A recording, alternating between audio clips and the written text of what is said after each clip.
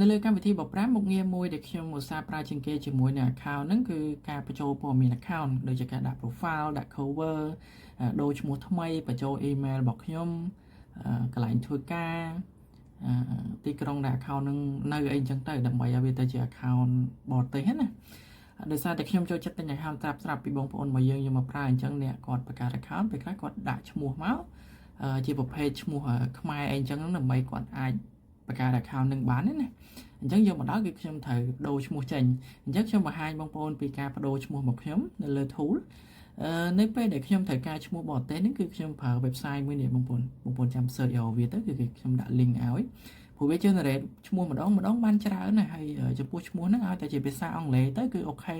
ហើយពេលខ្លះខ្ញុំអាចរើសថាវាជាឈ្មោះមនុស្សស្រីឬក៏មនុស្សប្រុសអីចឹងទៅ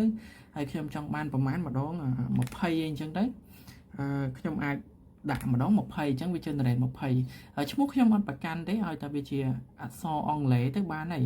មិនថាឈ្មោះខ្មែរឈ្មោះអេស្ប៉ាញឈ្មោះអីទេឲ្យតែជាឈ្មោះហ្នឹងទៅ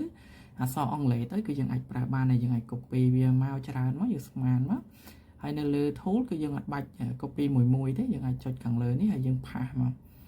យើងផាសឈ្មោះណាផាស name មកអញ្ចឹងវាមកហើយអញ្ចឹងយើងផាសទៅវាច្រើនប៉ុន្តែយើងប្រើតែប៉ុណ្ណេះចំពោះការធ្វើការរបស់យើងហើយខ្ញុំនឹងធ្វើការ set កន្លែងធ្វើការហើយកន្លែងធ្វើការរបស់ account ដូចគ្នាគឺយើងអាច auto generate មកហ្មងឃើញទេ generate គឺវា generate កន្លែងធ្វើការរបស់ account ឲ្យយើងហ្មងហើយបន្ទាប់មកយើងគ្រាន់តែចុច mouse ស្ដាំហើយធ្វើការ run ណាកន្លែងនេះយើងចុច yes ហើយ tool នៅខាងក្រោមនឹងធ្វើការ run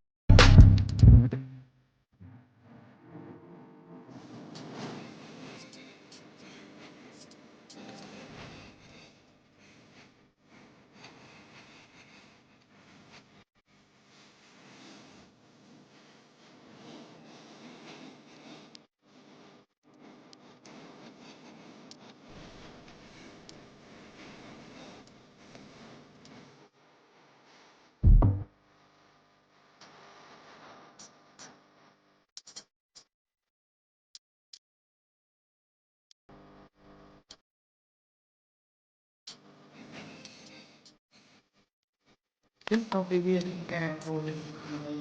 តែមើល account អញ្ចឹងដំណើរការមិញហ្នឹងដោយសារតែយើងមាន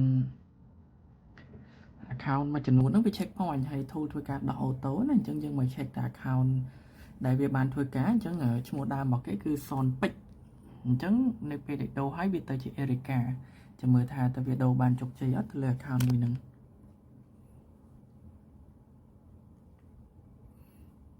account មួយទៀត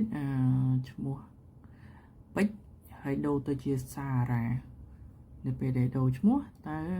tool ធ្វើការបានដូរឈ្មោះជោគជ័យអត់ account មួយហ្នឹងណាអញ្ចឹង account នេះគឺបានដូរឈ្មោះនេះពីមុនសនពេជ្រនៅពេលដែលយើង refresh ទៅចេញ Erica account មួយនេះឈ្មោះពីមុនឈ្មោះពេជ្រដែរប៉ុន្តែយើងដូរទៅជាសារ៉ានេះសារ៉ាគឺជា account ថ្មីទេអញ្ចឹងrun មិនហ្នឹងវាមានជាប់ check point ខ្លះហើយ tool ធ្វើការដោះ auto ឲ្យយើងឲ្យតែជួបគឺដោះជួបគឺដោះហើយ